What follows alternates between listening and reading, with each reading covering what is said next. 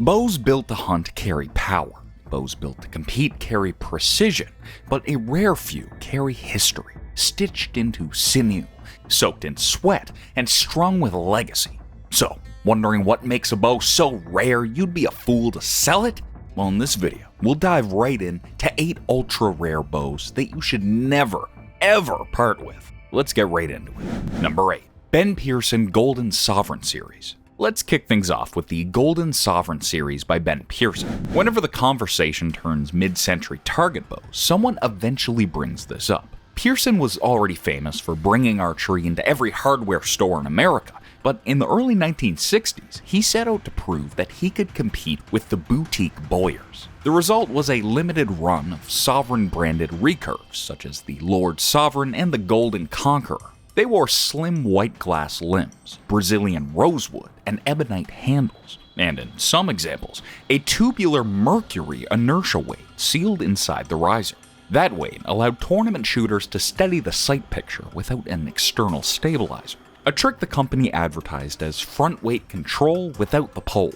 Production numbers were never published, yet period catalogs showed the Sovereigns for only a few seasons before they quietly vanished. A Lord Sovereign in shooting shape surfaced in 2009 for $20, only because the seller had no idea what it was. 10 years later, a restored example brought $450.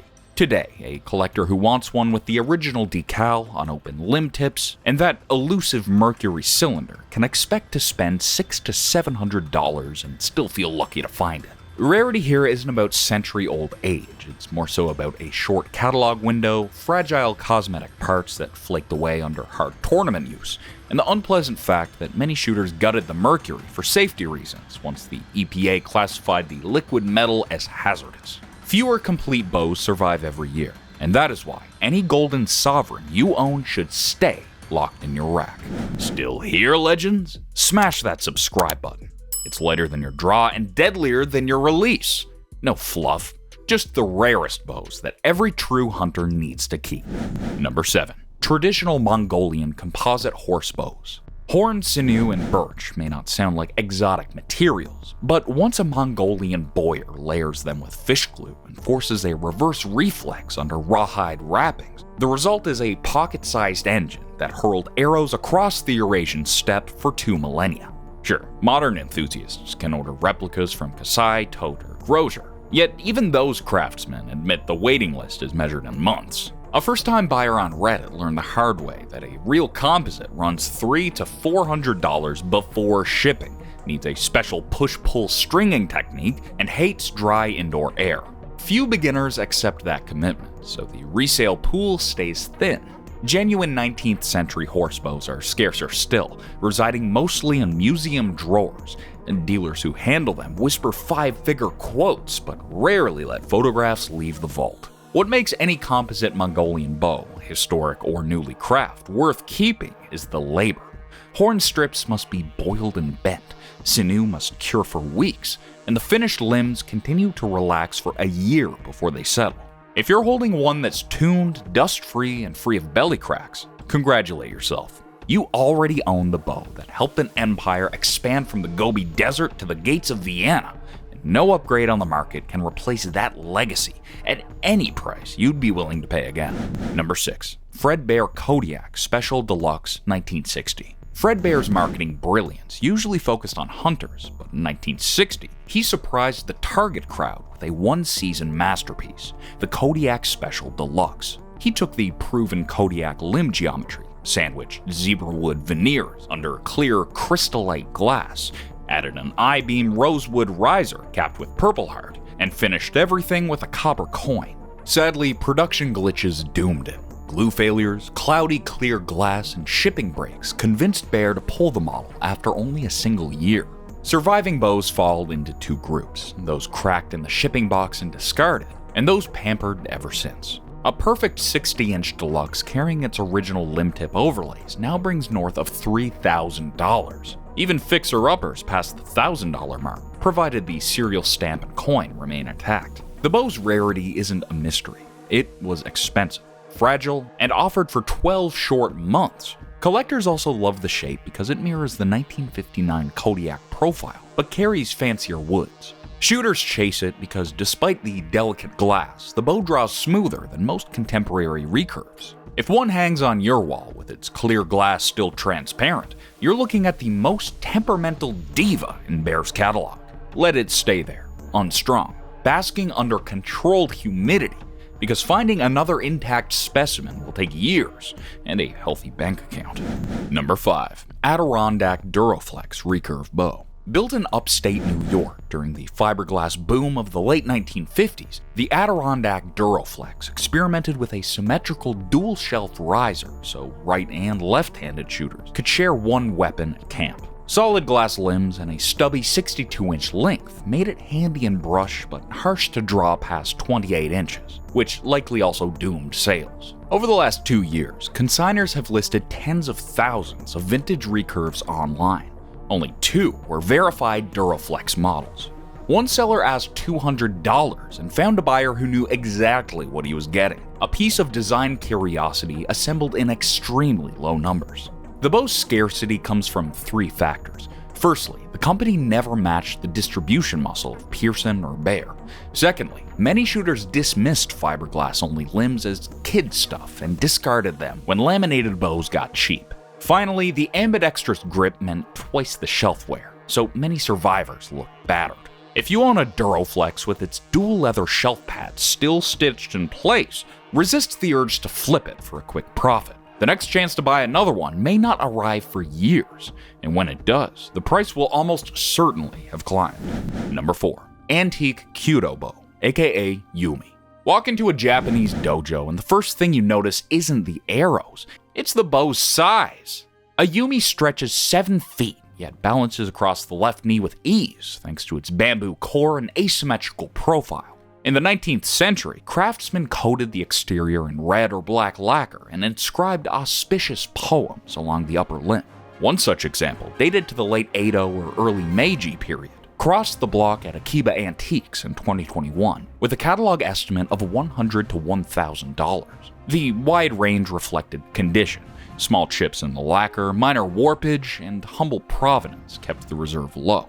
But serious Kyudoka recognized the pattern weave under the transparent topcoat as hand-split madake, not the machine-pressed slats found in tourist pieces. Antique Yumi are rare for a simple reason. They break. Bamboo dries, glue lines part, and many bows were burned during the Meiji government sword hunts. Those that did survive usually stayed in shrine storehouses and show patina rather than polish. If you find one with intact gilt accents and clear character markings near the knock, you're holding cultural heritage, not simple sporting goods. Modern collectors sometimes pay $5,000 through private treaties for ceremonial specimens, yet even a modest auction estimate underlines how few reach the open market. A Yumi sitting in your collection should remain there, because once it leaves, the odds of retrieving another equal in age and craftsmanship are quite slim. Number 3. August Stukenbroke Chic Steel Longbow. Before composite limbs and aluminum risers, an inventive German bicycle firm tried to forge archery's future from spring steel. August Stukenbroke's 1913 catalog offered the Chic Longbow, a layered strip of flat steel riveted like a leaf spring. The ad promised arrow flights to 70 meters and displayed an engraving of a stiff-limbed bow with simple horn knocks. No production figures followed, and historians have yet to confirm a single surviving sample. The bow probably failed because it weighed too much, retained no cast, and shattered strings faster than hemp makers could braid replacements. Yet the concept predated true temper by 2 decades, making the Chic the earliest documented attempt to sell a metal hand-drawn bow. Its rarity goes beyond low numbers. Collectors aren't certain any complete example still exists. Should one crawl out of an attic in Einbeck, museum curators would likely negotiate before a public price ever even emerged.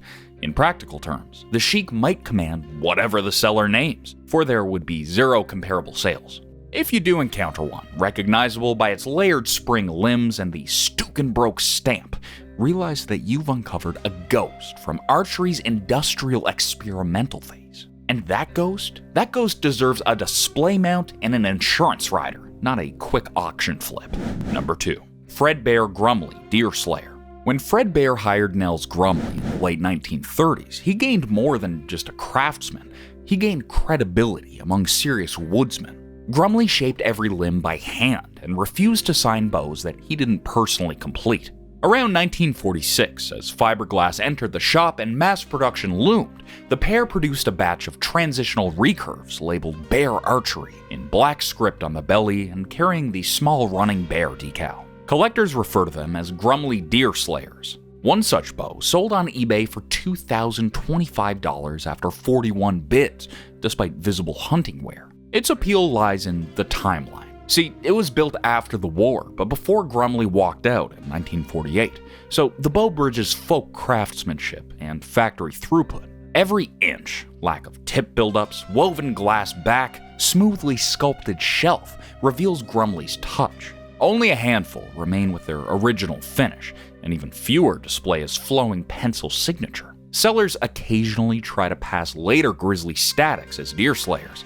yet informed buyers know the difference and will pay accordingly. Prices for authenticated specimens range from $2,000 to over $5,000, depending on poundage and signature. If one hangs above your mantle, you possess a direct link to the moment Fredbear's cottage workshop turned into an empire. No collector will fault you for keeping that link unbroken. Number 1. Little Horse's Osage Orange Bow.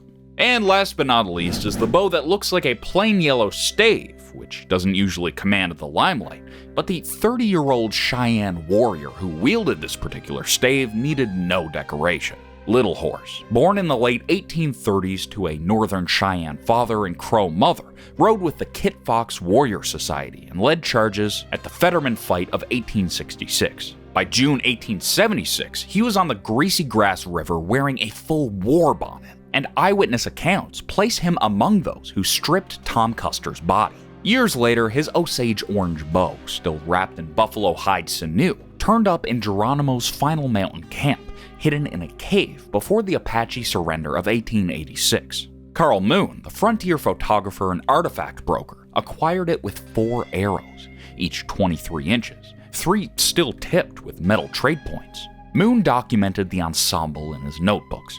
Subsequent scholars reproduced the photographs in Search of Wild Indians and Who's Who in American Indian Relics No. 9. The bow carries Little Horse's name carved in Toja characters on the upper limb, which Wendell Grandgard authenticated in 2017. Thomaston Place auction galleries listed the set in 2022 with a $10 to $15,000 estimate. Then they withdrew it when bidding stalled. Proof that the right buyer wasn't in the room rather than a reflection on importance. Rarity here is absolute. A named Cheyenne battle bow tied to both Fetterman and Little Bighorn, documented through continuous provenance, and still paired with its original arrows. Osage Orange resists rot, yet the sinew lashes will not last forever, making conservation a race against time. Whoever holds this bow now holds a silent witness to the high-water mark of Plains warfare. Selling it now would scatter a story that has managed to travel intact from a Dragoon mountain cave to modern eyes.